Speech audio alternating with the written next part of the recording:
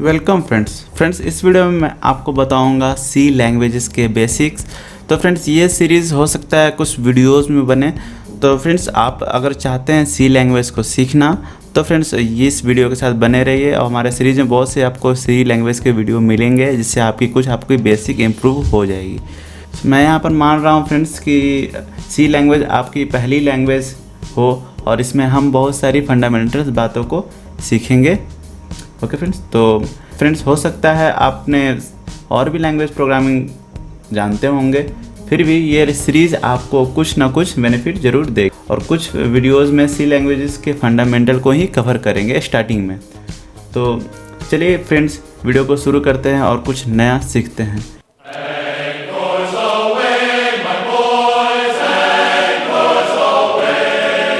इस वीडियो में mainly 2 point के बारे में डिस्कस करेंगे फ्रेंड्स। पहला है why C language is more significant and past of C language, यानी कि उसकी हिस्ट्री। तो चलिए फ्रेंड्स देखते हैं क्या है। तो पहला हमारा क्या है, why C language is more significant. बहुत सारे ऐसे सॉफ्टवेयर जो सी लैंग्वेज में ही बनाए जाते हैं, जैसे कि आपका कोर लाइब्रेरी का एंड्रॉयड फ़ोन जो आप यूज़ करते हैं आपके पास है, उसका कोर लाइब्रेरी सी लैंग्वेज में ही बना होता है।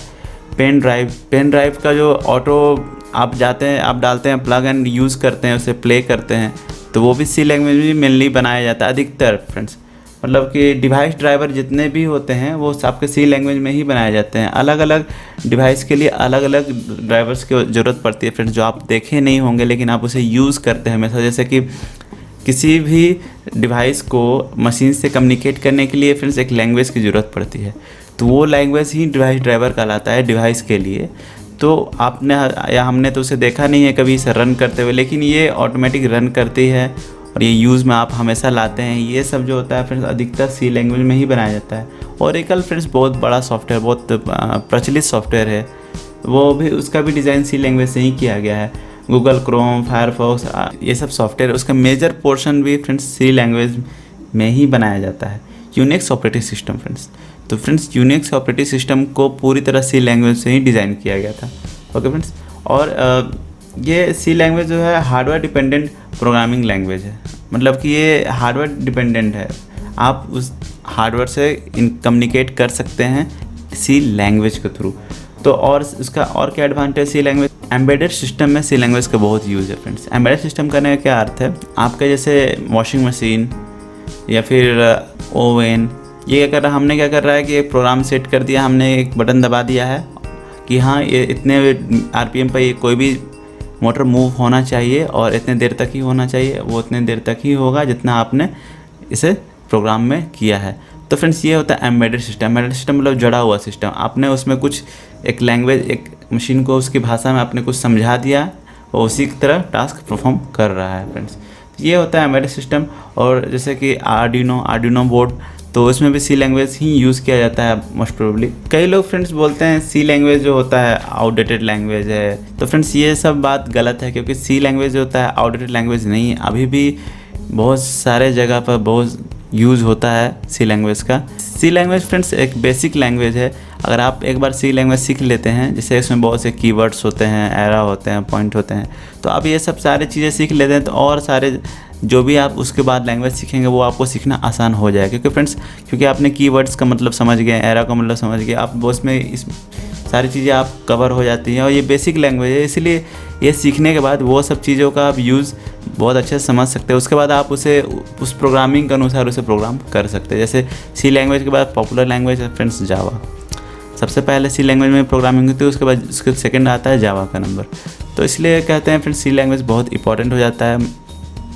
जो लोग कैंपस प्रिपरेशन कर रहे हैं प्रोग्रामिंग में, तो उसके लिए फ्रेंड्स सी लैंग्वेज का बेसिक अगर अच्छा रहेगा तो डेफिनेटली उनका सिलेक्शन निश्चित है प्रोग्रामिंग में। ओके फ्रेंड्स, आपने देखा होगा गूगल के एम्प्लॉय भी मिनिमम जिनका इंजीनियरिंग है उसमें मांगता है, तो उसके लिए भी उसमें वो लिखता है सी होना चाहिए, C++ होना चाहिए या फिर जावा होना चाहिए। तो आप समझ सकते हैं फ्रेंड्स सी लैंग्वेज कितना इंपॉर्टेंट हो जाता है रियल लाइफ में। हर जगह फ्रेंड्स सी लैंग्वेज के बेसिक लैंग्वेज माना जाता है और इसका ही सबसे पहले पढ़ते हैं, उसके बाद ही आप कोई भी लैंग्वेज को यूज़ करते हैं। तो चलिए फ्रेंड्स अब हम इसे कुछ हिस्ट्री को देख लेते हैं, उसका कुछ क्या है उसका पास्ट। तो फ्रेंड्स सबसे पहले मैं बात करूँगा मार्टिन रिचर्ड की। तो उन्होंने क्या किया था, डेवलपर थे वो BCPL की, और BCPL का फुल फॉर्म होता है बेसिक कंबाइंड प्रोग्रामिंग लैंग्वेज। ये 1966 में उन्होंने एक BCPL बनाया किया, डेवलप किया था। केन थॉमसन ने फ्रेंड्स उन्होंने B लैंग्वेज बनाया था। तो B लैंग्वेज का जो फ्रेंड्स B जो शब्द है, B शब्द BCPL से ही लिया गया। उन्होंने उसके मार्टिन डिशट को सम्मान देते हुए ये उन्होंने B लैंग्वेज नाम रखा था, क्योंकि उन्होंने उसी प्रोग्राम को डेवलप किया, तो थोड़ा इम्प्रूव किया और उन्होंने B लैंग्वेज को डिज़ाइन किया 1969 में। ओके फ्रेंड्स, केन थॉमसन ने किया था इसे। और फ्रेंड्स उसके बाद उन्होंने यूनिक्स ऑपरेटिंग सिस्टम बनाया। तो और ये जो थे बेल लैबोरेटरी में काम करते थे केन थॉमसन। और उसके बाद डैनी रिची, अपने नाम सुना होगा जैसे कि 1972 में उन्होंने B लैंग्वेज को ही कन्वर्ट करके इम्प्रूव करके C लैंग्वेज बनाया। डेनिस रिची जो हैं वो भी बेल लैबोरेटरी में काम करते थे, तो दोनों साथ में ही काम करते थे। तो उन्होंने B लैंग्वेज को इम्प्रूव करके C लैंग्वेज बनाया। C लैंग्वेज क्या मेनली उसके बेनिफिट मिला फ्रेंड्स, ये पोर्टेबल लैंग्वेज बन गया। और अब आज का जो आप यूनिक्स ऑपरेटिंग सिस्टम आप जानते हैं, सुनते हैं या पढ़ते हैं, वो C लैंग्वेज में ही बना हुआ है। ये सब था फ्रेंड्स सबसे फंडामेंटल। अभी तक कुछ वीडियो में हम फंडामेंटल, 2-3 वीडियो में फंडामेंटल के बारे में ही बात करेंगे। फंडामेंटल जानना इसलिए ज़रूरी है फ्रेंड्स क्योंकि ये सबसे बेसिक है। ये आपको अधिकतर जगह जानने को नहीं मिलता है। आपको ऊपर ऊपर का C लैंग्वेज मिल जाएगा हर जगह, लेकिन फंडामेंटल बहुत कम लोग इसे बताते हैं, क्योंकि फ्रेंड्स ये कई लोगों को लगता है ये टाइम पास है। बट फ्रेंड्स फंडामेंटल बहुत इंपॉर्टेंट हो जाता है एक बेसिक प्रोग्रामर के लिए। तो अभी नेक्स्ट वीडियो में मैं आपको इसके 2-3 फंडामेंटल बताऊंगा। उसके बाद में हम लोग प्रोग्रामिंग के बारे में आगे डिस्कस करेंगे। तो फ्रेंड्स थैंक यू।